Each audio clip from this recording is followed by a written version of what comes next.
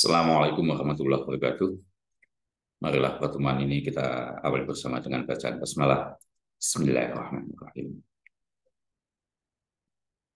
Kita masuk ke pertemuan kelima dari kegiatan kita, pembelajaran kita terkait dengan matrikulasi materi kimia di tingkat SMP atau MTS.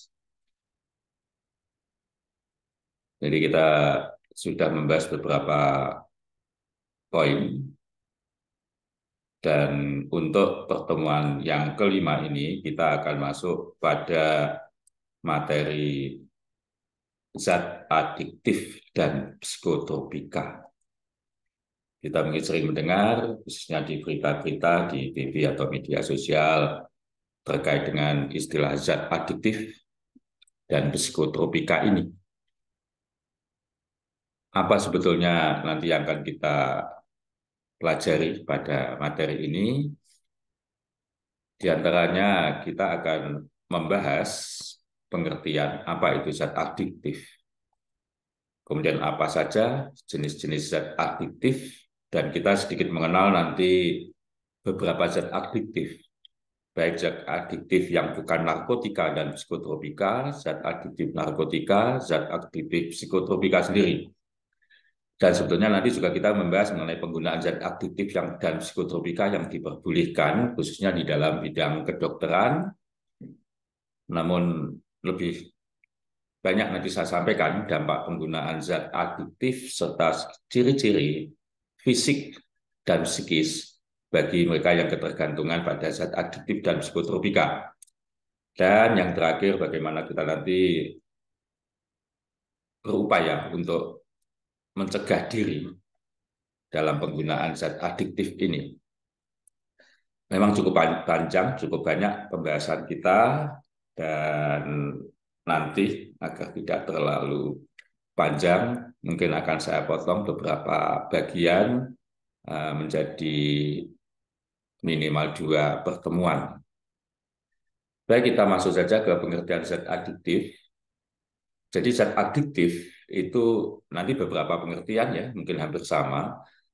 Jadi yang pertama merupakan zat yang jika dikonsumsi dapat memicu ketergantungan yang sulit dihentikan. Kalau hanya ketergantungan saja mungkin nggak apa-apa, tapi akhirnya sulit untuk dihentikan apabila kita sudah atau penggunanya melakukan mengkonsumsi. Jadi zat adiktif ini merupakan zat jika dikonsumsi secara terus-menerus dapat menyebabkan istilahnya kecanduan atau adiksi. Jadi itu adiktif. Bedakan ya dengan pembahasan pada zat makanan kemarin, yaitu zat adiktif penambah. Kalau ini adiksi, kecanduan, ketergantungan. Jadi penggunaannya, jika dihentikan penggunaannya, nanti dapat menimbulkan gejala ketergantungan psikis maupun jasmani. Jadi zat adiktif ini merupakan obat serta bahan aktif yang apabila dikonsumsi oleh organisme hidup, maka dapat menyebabkan kerja biologi serta menimbulkan ketergantungan atau adiksi yang sulit dihentikan, dan tentunya akan berefek ingin menggunakannya secara terus-menerus. Dan apabila ini dihentikan, maka dapat memberi efek lelah luar biasa ataupun rasa sakit yang luar biasa.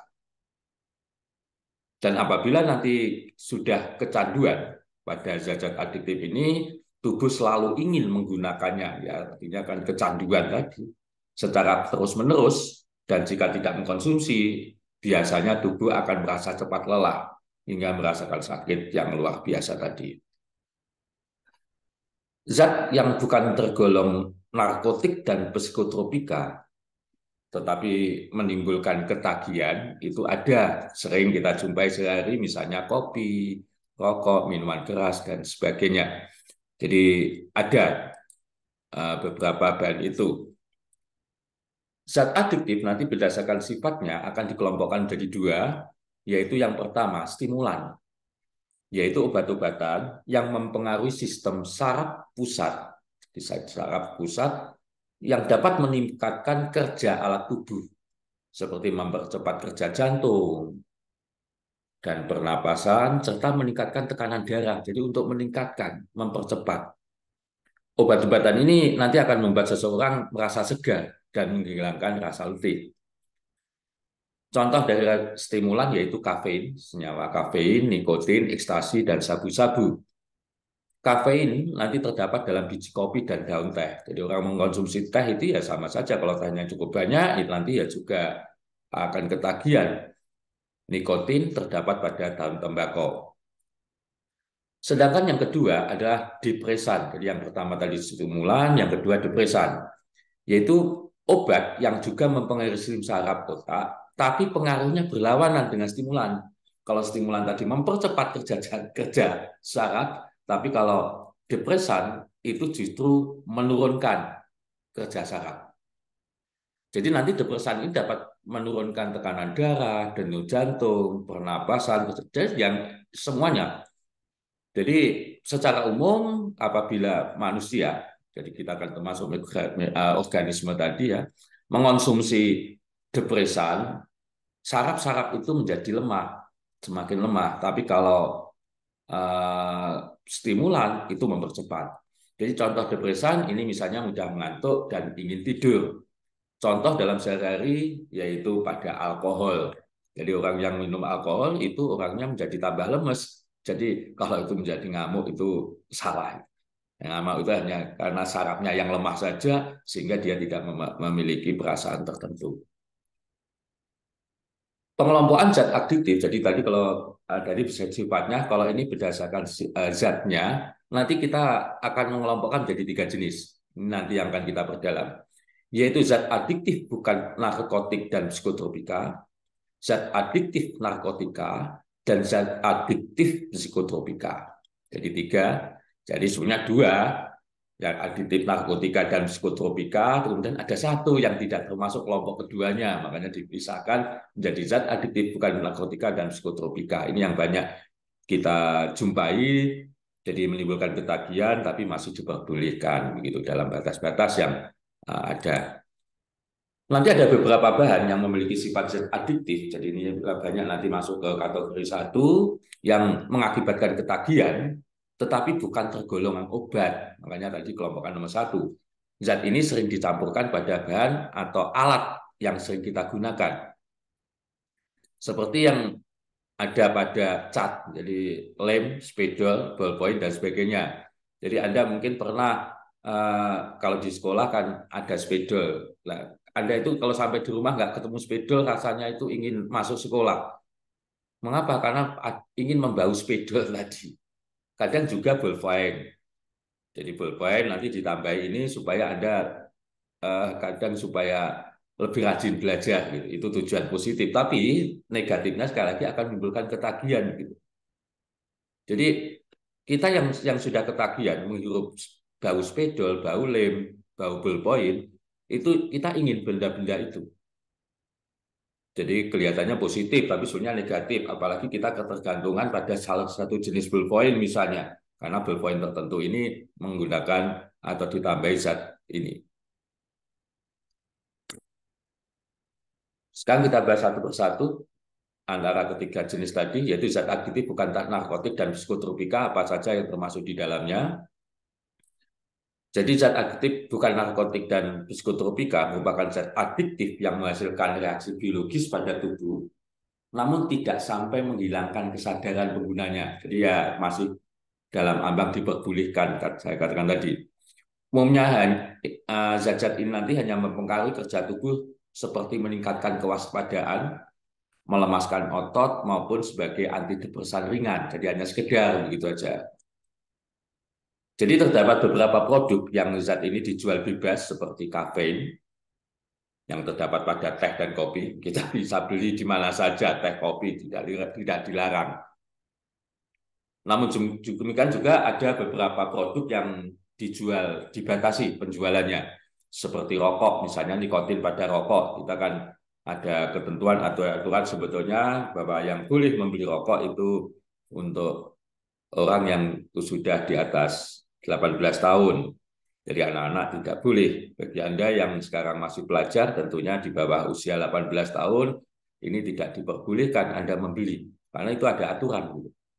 Termasuk juga alkohol, bahkan kalau penjualan alkohol itu hanya pada toko-toko tertentu atau pada resto tertentu, pada kafe tertentu, tidak dapat dijual bebas. Kalau rokok masih dijual, tetapi yang membeli, nah, jadi ada pembatasan pada usia begitu.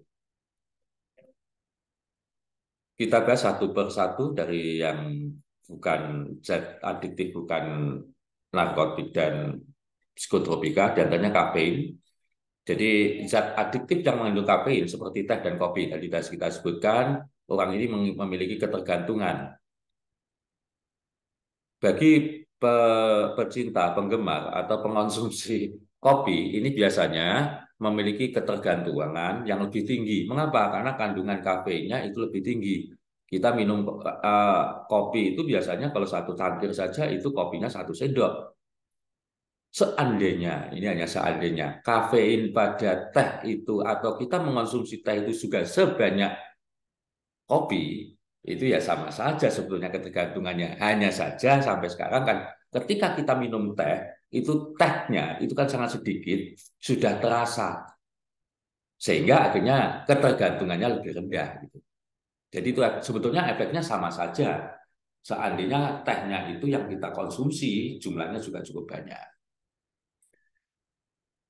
Nanti untuk teh itu juga ada kandungan zat lain, yaitu berupa tein, teofilin, dan teobromin dengan jumlah yang sedikit. Jadi sebenarnya ada kandungan lainnya malahan yang lebih memberikan ketergantungan. Kopi dan teh ini kalau kita konsumsi selama kita tidak berlebihan ya tetap dalam jumlah yang aman. Bahkan kalau kita terlalu banyak itu sudah merasakan misalnya orang yang ketergantungannya sehari hanya minum kopi 2 kali. Kalau itu lebih dari 2 kali pada tubuh juga akan berefek tidak enak. Mereka sudah mengurangi sendiri. Tapi yang sudah mengonsumsi sehari minimal 3 kali kopi, 3 cangkir atau 3 gelas ya dia harus selalu rutin seperti itu. Meskipun ini nanti dijual bebas, tapi sebetulnya juga ada efek negatifnya yang dalam jangka panjang ataupun bagi orang yang tidak sesuai struktur di dalam tubuhnya. Misalnya akan mengakibatkan penyakit Parkinson, kanker usus, kanker lambung, dan kanker paru-paru. Dan jika berlebihan, maka ini akan memberikan efek samping seperti sakit nyeri perut, mah, dan bahkan asam lambung. Makanya kalau orang yang sudah merasakan asam lambung biasanya hindari mengonsumsi baik kopi maupun teh dalam jangka waktu tertentu begitu. Atau bahkan ketika kita sudah yang orang-orang normal seperti ini kalau terlalu banyak juga akan mengakibatkan itu. Berikutnya adalah nikotin. Nikotin ini zat aktif yang pada umumnya ada pada rokok. Jadi zat aktif sebetulnya banyak kandungan zatnya. Jadi rokok yang mengandung zat adiktif nikotin ini yang akan membuat penikmatnya itu mengalami kecanduan. Dan karena sifatnya tadi stimulan, itu menimbulkan tekanan darah tinggi.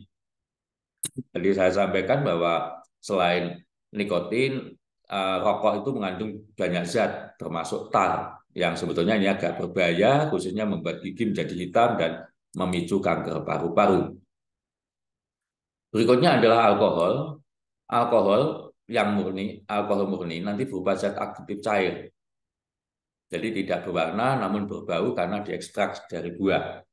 Dalam jumlah kecil, alkohol dapat merangsang semangat dan menyegarkan tubuh. Namun jika dikonsumsi dalam jumlah berlebihan dapat memperlambat reaksi tubuh. Kalau pengonsumsi alkohol itu sudah dalam kadar yang cukup tinggi, nanti akan menyebabkan ketagihan ataupun ketergantungan. Jadi seseorang yang terpapar alkohol nanti sistem sarafnya itu terganggu dan menyebabkan masalah kesehatan baik fisik maupun psikologis seperti mudah marah ataupun mudah tersinggung. Secara fisik, zat adiktif pada alkohol dapat memberikan efek samping jangka panjang seperti kerusakan otak. Selain itu, ketergantungan alkohol juga meningkatkan risiko tubuh mengalami kerusakan jantung, hati, dan pankreas. Jenis yang kedua dari zat adiktif adalah zat adiktif narkotika merupakan zat adiktif. Ini peredarannya dilarang di seluruh dunia. Meskipun akhir-akhir ini sudah ada beberapa negara memperbolehkan, tetapi secara umum ini dilarang penggunaannya di dunia. Jadi akan bertentangan dengan hukum karena berbahaya bagi kesehatan. Contoh zat aktif seperti sabu-sabu, opium, kokain, ganja, heroin, amfetamin, dan sebagainya. Jika dikonsumsi, zat adiktif nanti dapat menyebabkan penurunan dan perubahan kesadaran, kehilangan rasa, menghilangkan atau mengurangi rasa nyeri, dan menimbulkan ketergantungan parah. Zat adiktif nanti banyak atau yang di apa ya, yang dikonsumsi ini ada yang berupa alami maupun yang sintetis atau bukan alami. Jadi biasanya ini dibuat dari bahan-bahan yang sangat kuat secara kimiawi. Nanti sebetulnya ada beberapa zat narkotik itu yang legal diperbolehkan penggunaannya, khususnya yaitu dalam bidang kesehatan, baik sebagai obat bius, nanti analgesik, dan sebagainya. Namun dengan dosis yang sesuai panduan. Jadi hanya dokter tertentu yang diperbolehkan. Nanti khusus ini kita bahas di belakang ada terkait dengan penggunaan narkotik di bidang kesehatan. Namun saat ini kebanyakan melakukan penyalahgunaan penggunaan narkotik itu. Jadi yang awalnya itu untuk menghilangkan rasa sakit justru akan memberikan efek rasa sakit saat mengkonsumsi. Hal ini yang nanti menyebabkan seseorang menjadi kecanduan sehingga merasa ingin menggunakan narkotik secara terus-menerus. Zat aktif yang ketiga adalah psikotropika. Jadi zat aktif psikotropika merupakan zat yang mengandung psikoaktif. Jadi sangat mempengaruhi mental. Jadi ini sangat kuat. Jadi pengaruh terhadap mental kita dan tentu fisiknya juga ikut. Psikotropika ini merupakan golongan zat yang juga dilarang di dalam undang-undang. Umumnya pengguna psikotropika akan mengalami perubahan mental dan perilaku karena zat ini dapat menurunkan aktivitas otak atau merangsang susunan saraf pusat yang menimbulkan kelainan perilaku. Kecanduan psikotropika dapat mengalami efek samping seperti halusinasi berkhayal yang terlalu, ilusi, gangguan berpikir, dan perubahan perasaan. Kalau dikelompokkan, digolongkan, nanti berdasarkan kekuatannya ini sebetulnya, psikotropika nanti dibagi 4 golongan, yaitu psikotropika golongan 1, golongan 2, 3, dan 4. Apa itu psikotropika golongan 1, 2, 3, dan 4? Jadi golongan 1 itu memiliki potensi sangat kuat yang menyebabkan nanti ketergantungan dan tidak digunakan sebagai obat. Contohnya ekstasi atau MDMA, metil dioksi metamfetamin, LSD, mungkin kita sering mendengar ini, jadi ekstasi, LSD, STP itu. Ini golongan 1, sangat berbahaya ini. Biasanya orang yang kena itu hukuman, kalau ketawa itu hukumannya cukup berat, bahkan sampai pengedar itu ya sampai hukuman mati untuk ini. Kemudian psikotropika golongan 2 ini memiliki potensi kuat yang menyebabkan ketergantungan dan sangat terbatas digunakan sebagai obat. Jadi ini ada beberapa yang dilegalkan untuk kesehatan.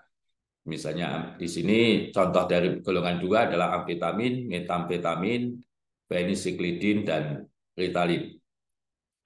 Sedangkan golongan 3 memiliki potensi sedang yang menyebabkan ketergantungan dan biasanya digunakan sebagai obat. Jadi contohnya pentobarbital dan klonitrazepam. Sedangkan golongan 4 memiliki potensi rendah yang menyebabkan ketergantungan dan sering digunakan sebagai obat. Contohnya diazepam, clobazam, fenobarbital, barbital, klorazepam, dan nitrazepam.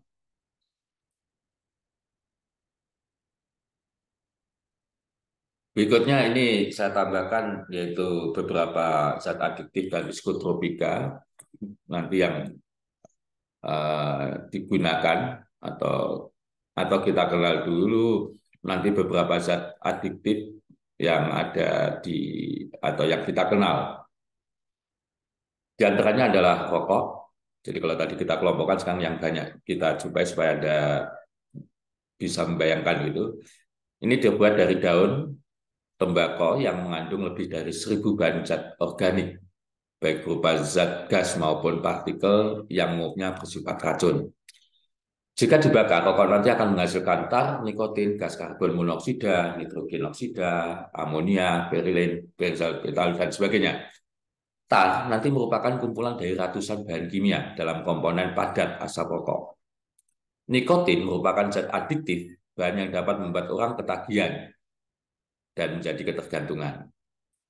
Nah, sedangkan gas karbon dioksida atau CO itu terkandung dalam ya sebetulnya dalam semua asap termasuk asap rokok yang mengganggu kemampuan darah mengikat oksigen. Di mana gas oksigen ini gas CO ini memiliki kemampuan mengikat zat hemoglobin yang pembentuk darah merah 100 kali lebih kuat dibandingkan dengan kemampuan gas oksigen. Nah, tentunya ini akhirnya hemoglobin yang seharusnya mengikat oksigen itu mengikat CO. Padahal sebetulnya oksigen ini sebagai bahan pembakar dan membersihkan di dalam darah manusia. Jadi oksigen diedarkan ke seluruh tubuh manusia. Kalau yang teredarkan nanti gas CO tentunya ini akan mengakibatkan tubuh kita kekurangan oksigen. Yang kedua, alkohol itu merupakan hasil peragian suatu glukosa.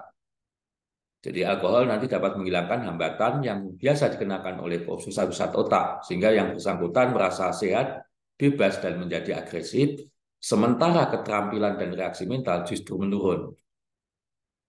Jadi orang merasa sehat begitu perasaannya, tapi sebetulnya semua syaratnya itu lemah begitu. Alkohol nanti yang dikonsumsi pada umumnya alkohol yang diisikan ke dalam minuman keras.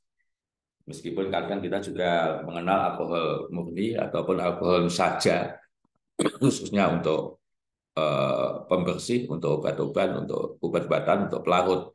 Tapi yang dikonsumsi pada umumnya berupa bir, anggur, whisky, brandy, rum, dan kesatuan minum keras seperti gin dan liquor, di mana kandungan alkoholnya bisa 2-3% dalam bir, 12-14% dalam anggur, kurang lebih 35% dalam gin, rum, whisky, dan brandy, sampai 60% itu yang sangat kuat dalam vodka dan liquor buah. Ini biasanya kalau dari namanya saja kan kelihatan ini dikonsumsi orang-orang Rusia di daerah mendekati kutub sana yang sangat dingin. Minuman untuk berlebih atau minum berlebihan nanti cenderung menjadi alkoholik, yaitu pecandu alkohol. Kalau orang itu sudah menjadi alkoholik, nanti sulit berhenti minum tanpa merasa dampak negatif baginya dan menjadi tergantung pada alkohol secara fisik serta psikologi.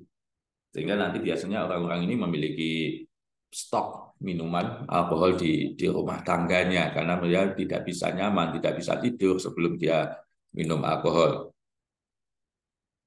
Sedangkan psikotropika secara umum, zat-zat psikotropika ada yang berasal dari zat alami seperti dari daun ganja, getah buah muda candu, morfin, kodein, dan heroin, biji kopi coklat, cola, daun teh, kafein, daun koka atau kokain, dan daun marijuana.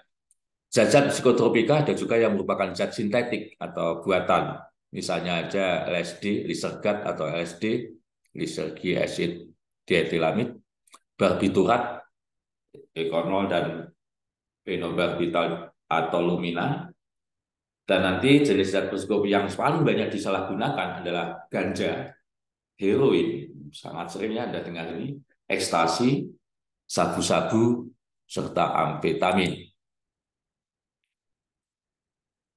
Ganja nanti sering disebut dengan kanabis. Jadi ganja ini mengandung zat-zat narkotik aktif, terutama tetrahidrokannabinol. Ganja nanti dapat menimbulkan ketergantungan bagi pengguna, terutama ketergantungan mental yang diikuti kecanduan fisik dalam jangka lama. Sedangkan ganja nanti mengandung zat kimia delta 9 tetrahidrokannabinol yang dapat mempengaruhi perasaan, penglihatan, dan pendengaran seperti menimbulkan rasa kelegaan disertai sikap melamun. Heroin nanti merupakan jenis narkotik yang sangat keras dengan zat adiktif yang cukup kuat dan bentuk beragam, diantaranya butiran, tepung, dan cairan. salah satu jenis heroin yang sangat terkenal, yang populer, yang minimal kita mendengar di berita saat ini yaitu putau, yang merupakan heroin dengan kadar lebih rendah, nanti disebut atau disebut dengan heroin kelas 5 atau 6 berwarna putih. Jadi yang bisa dikatakan di pasaran itu murah bagi pengguna-pengguna kelas menengah. Jadi biasanya mereka pemuda atau remaja-remaja itu awalnya dari sini. Ini yang nanti harus kita antisipasi. Ekstasi, nanti zat psikotropika yang diproduksi secara tidak sah di dalam laboratorium dan dibuat dalam bentuk tablet atau kapsul. Nanti ekstasi ini dikenal juga dengan istilah inek. Jadi kalau Anda pernah dengar istilah inek, ekstasi nanti dapat mendorong fisik pengguna bekerja di luar kemampuannya. Sering nanti digunakan untuk doping bagi pekerja-pekerja keras begitu, atau yang banyak lembur, dikejar target dan sebagainya. Akibatnya cairan tubuh nanti mengalami kekeringan karena adanya pengerahan tenaga yang luar biasa. Dan nanti beberapa pengguna ekstasi akhirnya meninggal karena terlalu banyak minum air akibat kehausan yang berlebihan tadi. Dia minum tetapi merasa haus lagi, minum tapi haus lagi. Ternyata dalam tubuhnya terlalu banyak air nanti yang menumpuk gitu. Sabu-sabu nanti dikenal dengan istilah ice, methamphetamine. Nanti berbentuk kristal, tidak berbau, tidak berwarna karena itulah nanti mendapat sebutan istilah es. Sabu-sabu dikenal juga dengan sebutan kristal, ubas, mecin dan lain sebagainya. Sabu-sabu nanti memiliki dampak yang sangat kuat pada jaringan tubuh. Jadi pengguna sabu-sabu akan menjadi ketagihan secara mental jika digunakan cukup lama, yang akan menyebabkan peradangan otot hati serta menyebabkan kematian. Amfetamin nanti merupakan jenis obat terlarang berbentuk pil, kapsul, dan tepung. Amfetamin nanti juga dikenal dengan istilah ampet. Jadi amfetamin nanti merupakan obat perangsang atau stimulan yang dapat mengubah susunan hati. Salah satu tipenya merupakan perangsang yang kuat pada jaringan saraf. Nanti pengguna sering menjadi tergantung pada obat ini secara mental, bertingkah kasar dan aneh. Jadi zat-zat psikotropika menimbulkan dampak negatif karena dapat mengganggu fungsi mental manusia normal, terutama halusinogen atau psikotomi medika. Berikutnya ini yang penggunaan yang dilegalkan, jadi penggunaan dalam zat adiktif dan psikotropika dalam bidang kesehatan. Jadi zat aktif nanti dalam bidang kedokteran digunakan untuk penelitian medis maupun pengobatan. Jadi nikotin digunakan untuk penelitian medis seperti penelitian penyumbatan ganglion, simpul saraf otak itu. Jadi untuk penelitiannya. Alkohol digunakan sebagai pelarut dalam regen, banyak yang akan dipakai dalam reaksi-reaksi kimia. Jadi ini kalau ini sangat lazim karena apalagi alkohol kan termasuk tadi uh, zat adiktif yang tidak dilarang. Kemudian antiseptik mencegah pembusukan, desinfektan mencegah infeksi.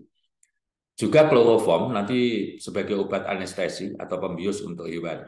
Tapi untuk hewan ya, untuk manusia tidak boleh menggunakan kloroform, biasanya menggunakan ether sebagai obat anestesinya. Zat-zat psikotropika nanti digunakan untuk menyembuhkan fungsi mental abnormal manusia. Jadi yang memiliki kelainan-kelainan dalam otak mereka nanti menggunakan beberapa zat-zat psikotropika. Jadi yang digunakan nanti biasanya punya tujuan yang pertama sebagai penenang, jadi bersifat antara penghilang rasa nyeri atau analgesik dan pemati rasa anestesi. Juga nanti dengan tujuan yang kedua adalah antidepresan. Jadi terutama orang-orang yang sudah agak stres begitu, ini menggunakan tujuannya ini. Kloropromazina, reserpina, oksanamida, pipradol, pentobarbital digunakan nanti sebagai obat penenang. Sedangkan benzilhidrasin, amfetamin digunakan sebagai antidepresan. Morfin, kodein, dan heroin yang berasal dari candu digunakan sebagai obat penenang dan penghilang rasa sakit. Kafein nanti digunakan sebagai obat perangsang untuk merangsang peredaran darah sehingga dapat mengurangi rasa kelelahan. Sedangkan kokain digunakan untuk penghilang rasa nyeri, serta barbiturat digunakan sebagai obat tidur.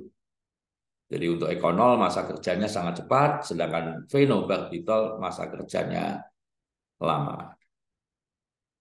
Mungkin sementara itu untuk pertemuan nanti akan kita lanjutkan pada pertemuan berikutnya ya, masih terkait dengan zat aktif dan psikotropika ini.